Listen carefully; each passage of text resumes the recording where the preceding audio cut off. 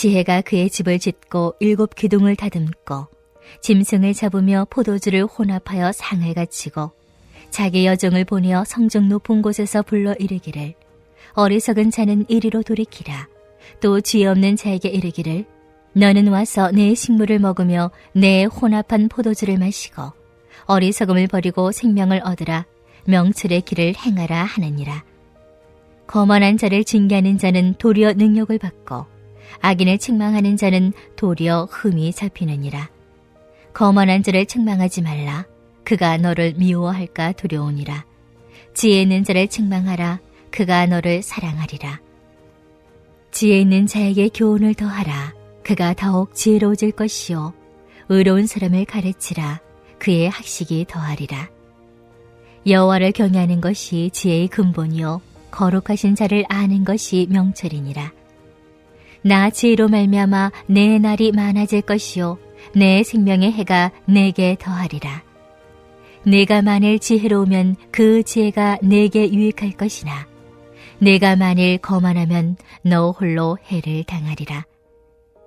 미련한 여인이 떠들며 어리석어서 아무것도 알지 못하고 자기 집 문에 앉으며 성읍 높은 곳에 있는 자리에 앉아서 자기 길을 바로 가는 행인들을 불러 이르되 어리석은 자는 이리로 돌이키라.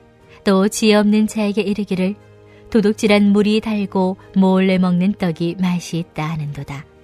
오직 그 어리석은 자는 죽은 자들이 거기 있는 것과 그의 객들이 수월 깊은 곳에 있는 것을 알지 못하느니라. 하나님께서 사랑하시는 우리 안디옥 교회 성도님들 잘 주무셨습니까? 은혜의 주일 아침입니다. 우리는 오늘까지 잠언의 말씀으로 하루를 시작하고 내일부터는 에베소서 말씀을 나누게 됩니다. 오늘도 말씀으로 여는 하루, 이 마지막 잠언의 말씀을 통해서 부디, 꼭, 그리고 반드시 지혜 있는 길을 선택하시는 그러한 인생 되시기를 진심으로 바라겠습니다. 오늘 본문 9장은 잠언의 첫 번째 도입부인 그 1장부터 9장까지 솔로몬의 교훈과 특별히 여인으로 의인화된 지혜에 관한 이야기의 마지막 부분입니다. 잠언 9장은 지혜와 어리석음, 또 지혜로운 가르침, 그리고 지혜를 따르는 길과 어리석음을 피하는 중요한 내용을 담고 있습니다. 특별히 오늘 본문 잠언 9장에서는 지혜와 어리석음이 각각 지혜와 어리석은 여인을 통해서 묘사가 되는데요. 9장 전반부에서는 지혜가 의인화되어서 집을 짓고 종을 시켜 사람들을 초대하는 장면이 나옵니다. 후반부에도 이와 대조되어 어리석은 여인이 사람들을 초대하는 장면이 나오죠. 그래서 오늘 말씀을 좀 더 쉽게 이해하기 위해서는 이 의인화된 지혜의 해석을 위해서 지혜라고 이렇게 기록된 단어를 지혜로운 여인으로 그렇게 이해하고 말씀을 전하도록 하겠습니다. 지혜로운 여인과 어리석은 여인, 이 두 여인은 각자의 집을 건축하고 손님을 초대합니다. 그러나 그들의 태도와 초대에는 큰 차이가 있습니다. 그래서 한 번 더 말씀드리면 오늘 본문을 이해하실 때 그리고 묵상하실 때 지혜로운 여인과 어리석은 여인을 서로 비교하고 대조해서 분석하시고 그렇게 하면서 솔로몬이 강조하며 이야기하려고 했던 것이 무엇인지를 잘 깨달으시기 바랍니다. 첫째, 이 지혜로운 여인의 초대에 관한 이야기에 대해서 말씀 증거하겠습니다. 일단 그녀의 집은요, 저택이나 아주 궁궐 같습니다. 오늘 본문 9장 1절 말씀에 7 기둥이라고 표현되고 있는 부분이 바로 웅장한 건물을 뜻하는 표현입니다. 또한 손님을 초대하고 짐승을 잡고 포도주를 내고 상을 갖추어서 손님을 잘 대접합니다. 그리고 여종을 시켜서 사람을 초청하는 등 지혜로운 여인은 매우 격식을 갖춰서 잔치를 준비했음을 알 수가 있습니다.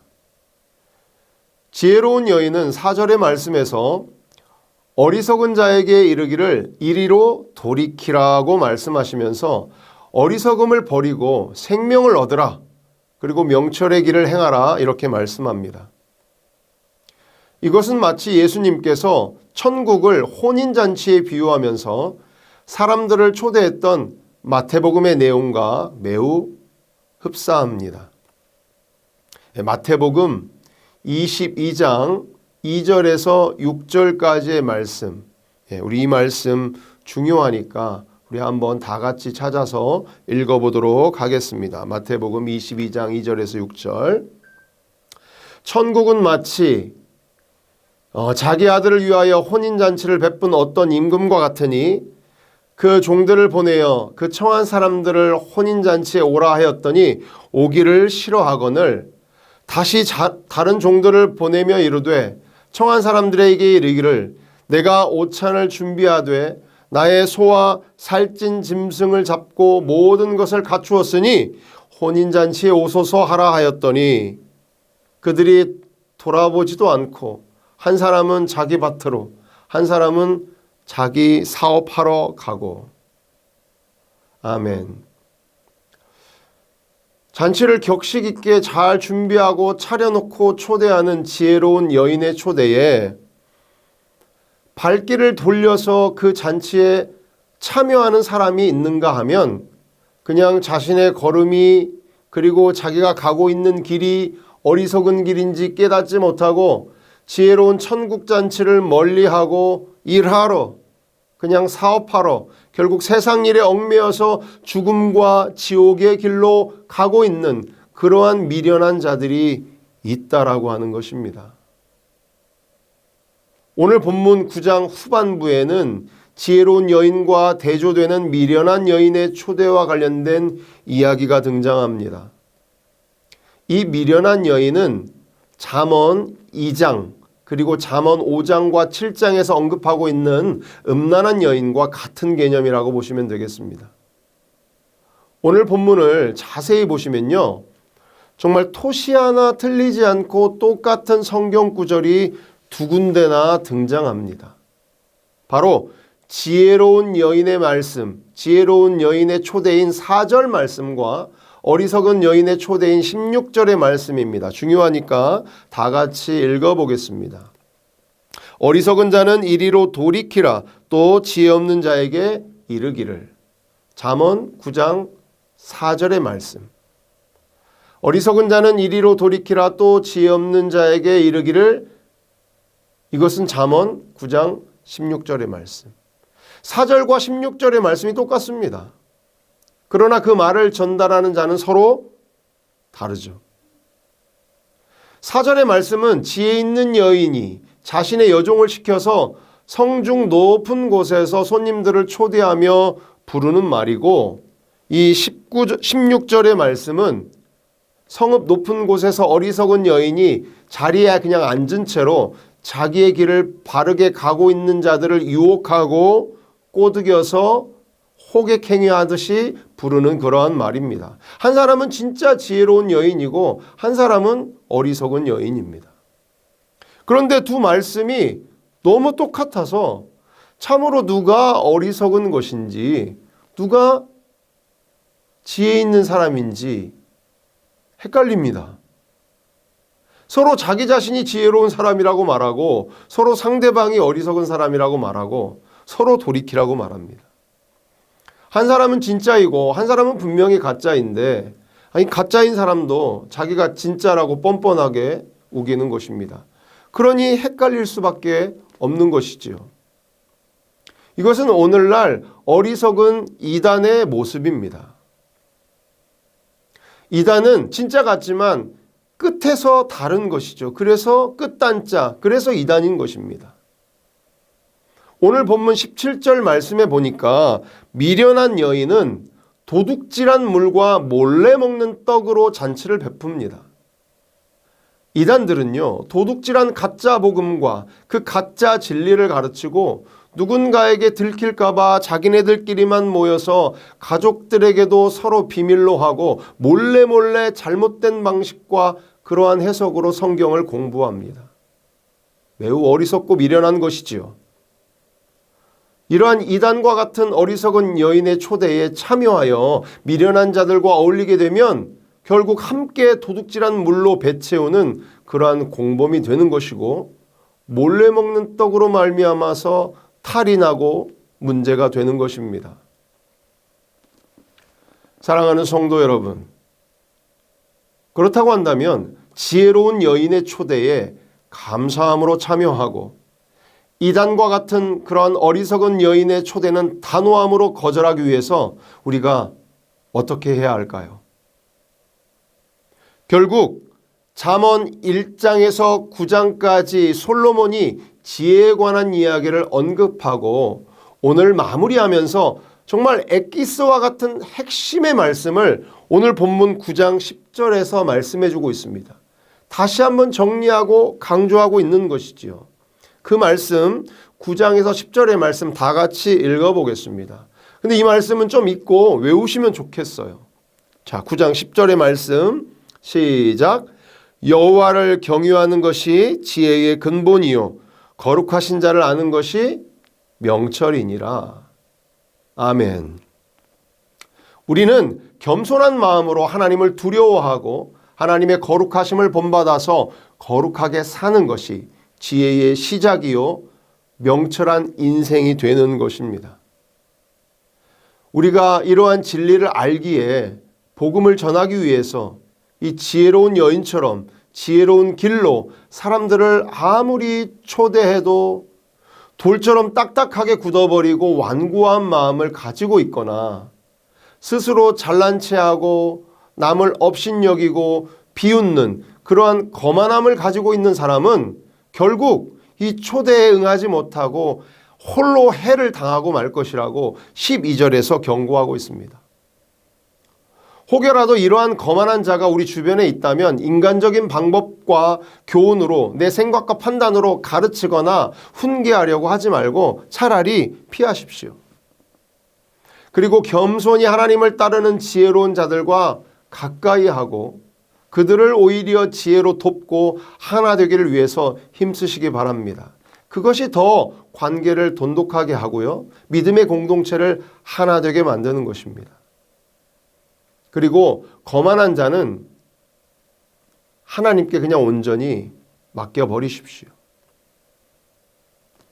사랑하는 성도 여러분, 여러분의 발걸음은 그리고 여러분의 삶의 자리는 지혜로운 여인이 초대한 그 길로 그 자리로 돌이켜서 영원한 생명을 얻는 명철의 길로 향하고 있습니까? 우리는 사실 그 지혜로운 천국잔치에 초대받을 자격이 없는 자들이었습니다. 우리의 본성은 악하고 거만하여서 우리의 마음속에서 나오는 것은 온갖 악한 생각, 음란과 거짓과 탐욕과 시기와 질투와 비방과 교만과 어리석음 아닙니까? 이 부분에서 자유로울 사람이 누가 있습니까? 우리는 그러한 죄인입니다.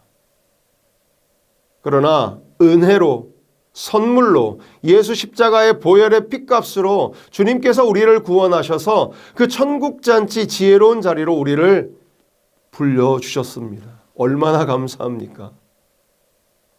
우리가 그 은혜를 입어서 구원의 감격과 영생의 기쁨으로 충만하게 되었잖아요.